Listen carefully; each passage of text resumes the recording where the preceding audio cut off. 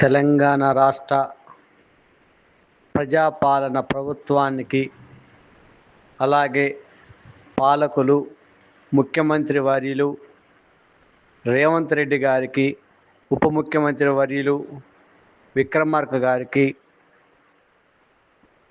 మరియు పాలకవర్గ మండల సభ్యులందరికీ, మంత్రులకి, ఎమ్మెల్యేలకి, ఎమ్మెల్సీలకి, అధికార ప్రతినిధులకి అందరికీ పేరు పేరున నమస్కారం తెలియజేస్తున్నాను సార్. తెలంగాణ ప్రజాప్రభుత్వంలో అడుగడుగున అష్ట కష్టాలు పడుతూ జీవనోపాధాన్ని ఇబ్బంది గాడిలో నడుపుతూ ఉన్న, ఇబ్బందులు ఎదుర్కొంటూ జీవిస్తూ ఉన్న అవుట్సోర్సింగ్ ఉద్యోగులం మేము. సార్, నా పేరు ఏర్పుల సుధాకర్ రావు, ఖమ్మం జిల్లా పశుసంవర్ధక శాఖ ఆఫీస్ సబార్డినేట్. అవుట్సోర్సింగ్ విధానంలో అనేక ఇబ్బందులను ఎదుర్కొంటూ ఉన్నాం. అవుట్సోర్సింగ్ వ్యవస్థ ఏర్పడే కాడి నుంచి ఇప్పటి వరకు కూడా మేము చాలీచాలని జీతాలతోటి, సక్రమైన జీతం రాకపోయినా ఏజెన్సీ వారు పెట్టే ఇబ్బందులను ఎదుర్కొంటూ 2006 తెలంగాణలో ఏర్పడక ముందు 2006 చంద్రబాబు నాయుడు గారు ఏర్పాటు చేసిన అవుట్సోర్సింగ్ విధానంలో ఉండి ఇప్పటి వరకు 2026 వరకు మేము ఉద్యోగం చేస్తూనే ఉన్నాం. మా వయసు మొత్తం ఇందులోనే గడిపాం సార్. ఇప్పుడు మా వయసు 20 సంవత్సరాలు సుమారుగా ఇందులోనే గడిచిపోయింది. ఇప్పుడు వేరే ఉద్యోగాలకు వెళ్దామంటే నూతన విద్యార్థులతో పోటీ పడి ఆ ఉద్యోగాలకి వెళ్ళే పరిస్థితి లేదు. మా వయసు దాటిపోయింది.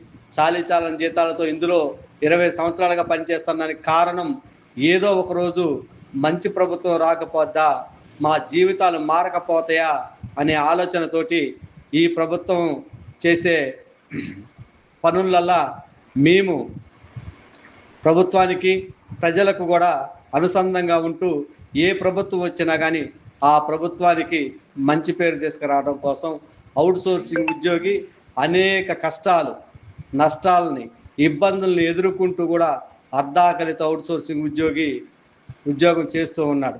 అయ్యా ప్రజాప్రభుత్వమా, మీకు మనవి చేస్తున్నాం, మీకు కానీ మీ ప్రభుత్వానికి కానీ మేము వ్యతిరేకం కాదు. ఏజెన్సీ వ్యవస్థకు వ్యతిరేకం, ప్రభుత్వ విధానానికి వ్యతిరేకం. ప్రభుత్వ విధానం మారాలి, ఏజెన్సీ వ్యవస్థను వెత్తివేయాలి. మీరు కమిటీల పేరుతో దయచేసి కాలయాపన చేయకండి. మా కష్టాన్ని గ్రహించండి, మా ఇబ్బందులు గ్రహించండి. మేము రోజువారీగా డ్యూటీల యందు, రాకపోకల యందు ఎంతోమంది ప్రమాదానికి గురై చనిపోయిన వారు కూడా ఉన్నారు. మా మిత్రుడు ఈ మధ్య కాలంలోనే యాక్సిడెంట్లో చేతులు ఇరిగి ఇబ్బంది పడ్డ వాళ్ళు ఉన్నారు.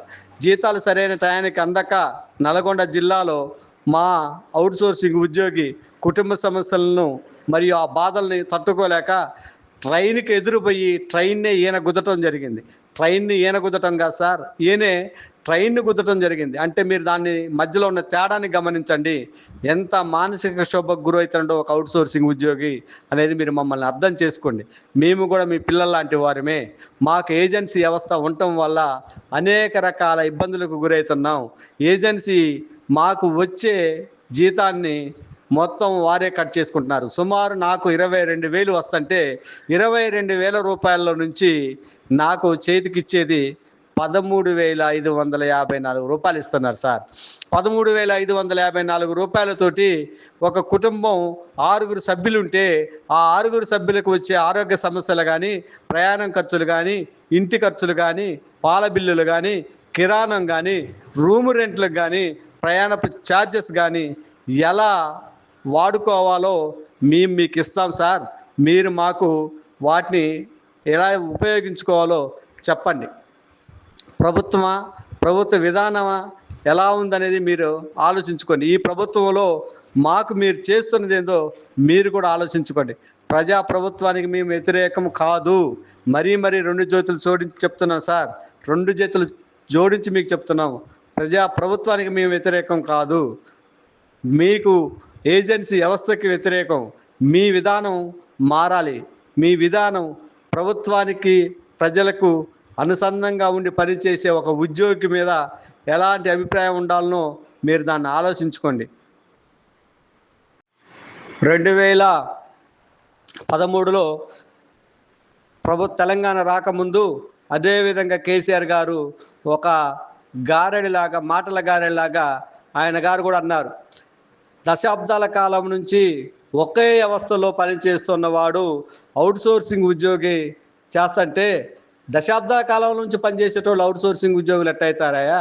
ఇదేం బేకార ప్రభుత్వం, మా ప్రభుత్వం వచ్చి అట్లా ఉండదు, అవుట్సోర్సింగ్ వ్యవస్థ అనేది ఉండదు, కాంట్రాక్ట్ ముఖ్యమంత్రుల్ని, అవుట్సోర్సింగ్ ముఖ్యమంత్రుల్ని, అవుట్సోర్సింగ్ మంత్రులు పెట్టుకోరాదని చెప్పని వెగతాళిగా వ్యంగ్యంగా మాట్లాడి మాకేదో చేస్తారని మాట్లాడిన సందర్భంలో మాకు ఆయన గారు ఏదో చేస్తారని చెప్పని తెలంగాణ రాకముందు తెలంగాణ ఏర్పాటు కోసం తెలంగాణలో ఉన్న అవుట్సోర్సింగ్ 5 లక్షల మంది ఉద్యోగులు 5x5 చొప్పున 25 లక్షల ఓట్లతోటి మేము టీఆర్ఎస్ గవర్నమెంట్ని అధికారంలోకి వచ్చిన తర్వాత ఆయన మాటల గారడి చేసేసి మమ్మల్ని మాయపుచ్చి మా ఓట్లు తీసుకొని ఆయన సీట్లు ఎక్కి మా నడ్డి మీద దాన్ని వెళ్ళిపోయారు. అదేవిధంగా ఆయన చేసిన మాటల గారడిని మేము గ్రహించి, ఆయన మాకు ఇబ్బంది పెడుతుందని మేము గ్రహించి, నిజమైన ప్రభుత్వం ప్రజాప్రభుత్వం వస్తే మాకెంతో కొంత మేలు చేకూరుద్దని, కాంగ్రెస్ ప్రభుత్వం వస్తే ఎంతో కరుణ ఉంటుందని చెప్పిన ఆలోచనతోటి మేము ఒక డెడ్లైన్ పెట్టుకొని అందరూ కూడా ముక్త కంఠంతో ప్రభుత్వాన్ని మారాలి, కాంగ్రెస్ రావాలి అనే ఆలోచనతోటి మేము ఒకే విధానంలో ఉండి పనిచేసుకొని ప్రజాప్రభుత్వాన్ని మేము తెచ్చుకుంటే మీరు కూడా మాకు అదే విధంగా మాట ఇచ్చారు సార్. మీరు ఒకసారి రేవంత్ రెడ్డి గారు మీరు ఒకసారి గ్రహించండి, జిహెచ్ఎంసీ వాళ్ళని పిలిచి వాళ్ళతో మీరు మాట్లాడేటప్పుడు వాళ్ళ సమస్యలు వినే సందర్భంగా మీరు ఒక మాట అన్నారు, ఛాయ్ తాగి కూర్చొని మాట్లాడేంత సమయంలో మీ సమస్యలు నేను పరిష్కారం చేస్తా అన్నారు. కానీ సార్ మీరు ఛాయ్ తాగారో తాగలేదో ఇంకా తెలియదు, కానీ ఇంతవరకు మా సమస్య మాత్రం పరిష్కారం కాలేదు. అవుట్సోర్సింగ్ ఉద్యోగి ఏదైనా కొత్త ఆలోచన తలపెట్టి ధర్నాకి వెళ్దాం, ధర్నా చౌక్లో కూర్చుందామనే సందర్భంలో కమిటీలు వేస్తున్నారు, కమిటీలతో కాలయాపన చేస్తున్నారు. కానీ మాకు ఒరిగింది ఏమీ లేదు. కమిటీలతో కాలయాపన చేయకుండా ఇప్పటికైనా కానీ మీకు ఒకటి వినయంగా నమస్కరించి చెప్తున్నాం సార్, ఇప్పటికైనా మా కష్టాన్ని మా బాధల్ని గ్రహించండి. శాంతకుమార్ గారి కమిటీ వేశారు, చాలా సంతోషం, ఆ కమిటీ చాలా అభినందనీయం, ఆ కమిటీ ఇచ్చినది చాలా నిజాయితీగా ఇచ్చారు. శాంతకుమార్ గారి మేడం గారికి ప్రత్యేక కృతజ్ఞతలు తెలియజేస్తున్నాం. అమ్మ మీరు నిజాయితీగా ఇచ్చారు, మీరు కూడా మమ్మల్ని మీ పిల్లల్లాగా భావించి ఉన్నది ఉన్నట్టుగా ఉన్న వాస్తవాలు రాశారు, దాంట్లో చాలా సంతోషదాయకం. ఆ కమిటీని మేము స్వాగతిస్తున్నాం.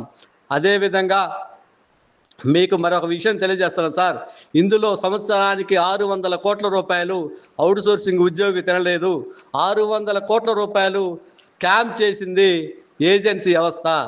ఏజెన్సీ వాళ్ళ మీద ఇటువంటి చర్యలు తీసుకోకుండా ఇంతవరకు కూడా వాళ్ళనే మీ వెనకాల పెట్టుకొని వస్తున్నారంటే మరి దీని వెనకాల ఎవరు లాభాపేక్ష ఉన్నది? ఏజెన్సీ వారి దగ్గర నుంచి మీరు ఏం ఆశిస్తున్నారు? ఏజెన్సీ దగ్గర నుంచి మీరు వాళ్ళ దగ్గరికి వాళ్ళకి ఇచ్చిన మాట ఏంటి? కానీ ఏజెన్సీ వ్యవస్థను ఎత్తివేయటానికి మీకు వస్తున్న నష్టం ఏంటో మాకు అర్థం కావట్లేదు. మేము మీకు వ్యతిరేకం కాదు, ఏజెన్సీకి వ్యతిరేకం, ఏజెన్సీ వ్యవస్థకు వ్యతిరేకం. మాకు ఏజెన్సీ వాళ్ళ వల్ల సుమారు 8,000 రూపాయలు నష్టం వస్తుందని చెప్పని మీకు మేము చెప్పాం. 8,000 రూపాయలు మాకు నష్టం వస్తుంది, మా జిఎస్టీ కాక మాకు 8,000 రూపాయలు నష్టం వస్తుంది అని చెప్పని మీకు చెప్తే మీరేం చేస్తున్నారు? మీరు దాన్ని ఏం పట్టించుకోవట్లేదు. మాకు నష్టం వస్తుంది ఏజెన్సీ వాళ్ళ వల్లని మేము చెప్పాం. సరే పోనీ ప్రజాప్రభుత్వానికి మీకు వాళ్ళ వల్ల లాభం ఏమొస్తుందో చెప్పండి. వాళ్ళ వల్ల మీకు వచ్చే లాభం ఏందో చెప్తే ఆ లాభం గురించి కూడా మేము కమిటీ వాళ్ళని కూర్చొని చర్చించి ఆ ప్రజాప్రభుత్వానికి ఇంత లాభం వస్తుంది కాబట్టి ప్రజలు మనవారే కాబట్టి మనం కూడా ఇంత కట్ చేసి వాళ్ళకి ఇద్దామని చెప్పని మేము కూడా ఒక నిర్ణయానికి వస్తాం. మాతో చర్చలు జరపండి, మమ్మల్ని ఎక్కడ పిలుస్తారో చెప్పండి, అక్కడికి వస్తాం, చర్చల కాడ కూర్చుందాం, మాట్లాడదాం, మీరు సానుకూలమైన నిర్ణయం తీసుకోండి. ప్రజాప్రభుత్వమా మీకు వినయంగా చెప్తున్నాను, సానుకూల నిర్ణయంతో మా జీవితాలు బాగుపడతాయని చెప్పని ఆశిస్తున్నాం. ఏజెన్సీ వ్యవస్థ ఉండటం వల్ల GST, ESI, PF, service tax ఇట్లా అనేక రకాలుగా కటింగ్లు వెళ్తున్నాయి. ఈఎస్ఐ వారు సరైన సమయానికి ఈఎస్ఐ కట్టక మాకు హాస్పిటల్కి వెళితే మేము వైద్యం చేయించుకోలేని పరిస్థితి ఉంది. ఏజెన్సీ వారు చేసే ఆగడాలు ఇంత అంత కాదు సార్. మీకు ఒక్కొక్క జిల్లాకి వెళ్ళి మీరు ప్రత్యక్షంగా కదిలిస్తే అవుట్సోర్సింగ్ ఉద్యోగి ఆవేదన వెళ్తుంది. మీరు జిల్లాల వైజ్గా ఎక్కడైతే మీటింగులు పెడతారో మీటింగ్కి వెళ్ళిన ప్రతి దగ్గర కూడా అవుట్సోర్సింగ్ ఆ జిల్లాలో మీరు ఏ జిల్లా అయితే వెళ్తారో ఆ జిల్లాలో ఉన్న అవుట్సోర్సింగ్ ఉద్యోగుల్ని, అక్కడ ఉన్న ఉద్యోగ సంఘాలని పిలిచి మీరు ప్రత్యేకంగా ఒక 5 నిమిషాల టైం కేటాయించి ఆడ అడగండి. ప్రతి జిల్లాలో కూడా వాళ్ళకున్న బాధలు, గాథలు, వెదలు అనేది మీకు వినిపిస్తే మీ కంటెమ్మటి నీరు కారే పరిస్థితి వస్తుంది రేవంత్ రెడ్డి గారు. మీరు ఒక్కసారి ఆలోచించండి. మేము మీ పిల్లల లాంటి వారమే. మరీ చెప్తున్నాం. మేము మీ పిల్లల లాంటి వారమే. మాకొచ్చే 13,000 మీకే ఇస్తాం. మీరు ఎలా జీవించాలి, వాటిని ఎలా గడపాలనేది గీతమ్మ గారితోటో లేకుంటే నందిని అమ్మ గారితోటో చెప్పి మాకు నేర్పించండి. మేము నేర్చుకుంటాం. ప్రభుత్వమా, మీకు మళ్ళీ విన్నవిస్తున్నాను. మా విన్నపాన్ని మీరు గ్రహించి ప్రభుత్వంలో ఉన్న అధికారులకి ఏజెన్సీలు ఉన్నాయా, ప్రభుత్వ పెద్దలకే ఏజెన్సీలు ఉన్నాయా, ఒక్కసారి మీరు మీ అంతటా మీరు ఆత్మ పరిశీలన చేసుకోండి. మీకు ఆ ఏజెన్సీల ద్వారా వచ్చే నష్టాన్ని కూడా మేము పడే ఇబ్బందుల ముందు పెద్దది కాదు అని చెప్పని గ్రహించండి. మాకు గొంతెమ్మ కోరికలు లేవు సార్. మమ్మల్ని ఏమో వెంటనే ఉన్న పాటన పర్మనెంట్ చేయమని చెప్పని మేము అడగట్లేదు. మేము అడిగేది ఒక చిన్న కోరిక.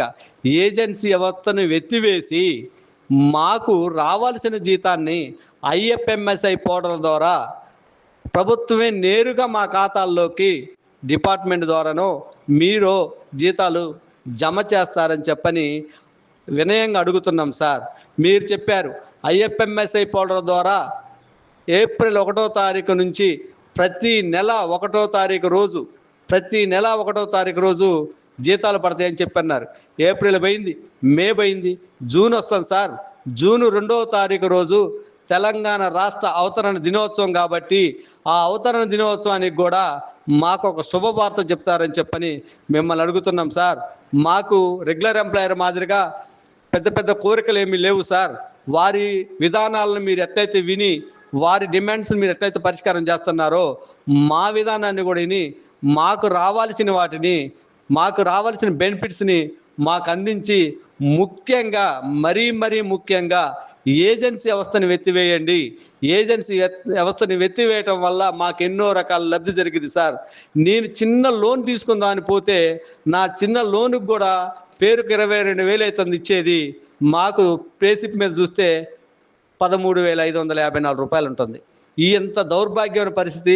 పేరుకేమో పెద్దగా ఉంటున్నాం, ప్రభుత్వ విధానంలో ఉద్యోగాలు చేస్తున్నాం, ఇంటికాడ చెప్పుకునే పరిస్థితి లేదు. ఆ కిరాణం షాప్ కాడికి పోతే కనీసం కిరాణం షాప్ యజమాని కూడా మమ్మల్ని నమ్మి అప్పిచ్చే పరిస్థితి లేదు. ఎందుకు ఇది జరుగుతుంది అంటే మేము కష్టపడ్డందుకు ప్రతి నెల 1వ తారీఖు జీతం వస్తుంది అని చెప్పని బయట వారు అనుకుంటారు. కానీ మేము వచ్చి ఉద్యోగం చేసి ఇంటికి వెళ్ళిన తర్వాత ఇప్పుడు ఈ నెల వస్తుందా జీతం, వచ్చే నెల వస్తుందా, వచ్చే నెల వస్తుందా అనేది కూడా మాకు తెలియట్లేదు. అడ్డా మీద కూలి కంటే అధ్వానమైన జీవితం గడుపుతుండే అవుట్సోర్సింగ్ ఉద్యోగి సార్ అర్ధాకలితో జీవితాన్ని నెట్టకొస్తాడు. ఈ అర్ధాకల నుంచి మేము బయటపడాలి, అడ్డా మీద కూలి కంటే మేము మనోధైర్యం కలిగి మరియు హుందాతనంలో మేము బ్రతకాలి అంటే మీరు ఏజెన్సీ వ్యవస్థను ఎత్తివేయండి. ప్రతి నెల 1వ తారీఖు నాడు ప్రభుత్వం ద్వారా నేరుగా జీతం ఇవ్వండి. ఈ జూన్ 2వ తారీఖు తెలంగాణ అవతరణ దినోత్సవం సందర్భంగా మాకు శుభవార్త చెప్తారని మిమ్మల్ని భావిస్తాను సార్. మీకు 2 చేతులు జోడించి మరీ వినయంగా వేడుకుంటున్నాం. ప్రజాప్రభుత్వమా, ముఖ్యమంత్రి రేవంత్ రెడ్డి గారు, బట్టి విక్రమార్క గారు, మీరు ఖచ్చితంగా మా సమస్యలపై దృష్టి సారించండి. మీ వ్యక్తిగతంగా ఉండే స్వార్థాలను వేడండి. మీరు మా మీద ఒక తండ్రి పిల్లల మీద ప్రేమ ఎలా చూపిస్తారో అలా చూపించండి. మా వయసు మొత్తం ఇందులోనే గడిపాము. రానున్న రోజులలో చాలా దీనస్థితిలో మేము బ్రతకబోతున్నాం. ప్రతి వస్తువుకి రేటు పెరిగింది. మా జీతం మాత్రం అంతే ఉంది. మా జీతము 2 అలాగే ఉన్నప్పుడు మేము ఎలా బ్రతకాలో మాకు అర్థం కావట్లేదు సార్. ఇట్లా అనేక రకాలుగా మనోవేదనకు గురయ్యి మా ఊళ్ళు ఎంతోమంది ప్రాణత్యాగం చేసిన వారు కూడా ఉన్నారు. వారిని కూడా దృష్టిలో పెట్టుకోండి. ఎంతమందో డిపార్ట్మెంట్లో చేస్తూ మీరు అకారణంగా ఉద్యోగాలు తొలగించబడిన వారు కూడా ఉన్నారు. వారి గురించి కూడా ఆలోచించండి. దయచేసి మీరు ఒక చిన్న విన్నపం చేస్తున్నాను. మీరు రాబోయే రోజుల్లో ప్రతి ఎలక్షన్ నందు కూడా మా 5 లక్షల మంది మీకు ప్రజాప్రభుత్వం పక్షాన నిలబడాలి అంటే మీరు ఈ జూన్ 2వ తారీఖు రోజు మాకు శుభవార్త చెప్తారని ఆశిస్తూ ఉన్నాను. ఇట్లు ఏర్పుల సుధాకర్ రావు, ఖమ్మం జిల్లా పశుసంవర్ధక శాఖ. జై అవుట్సోర్సింగ్, జై అవుట్సోర్సింగ్. ప్రజాప్రభుత్వానికి కృతజ్ఞతలు.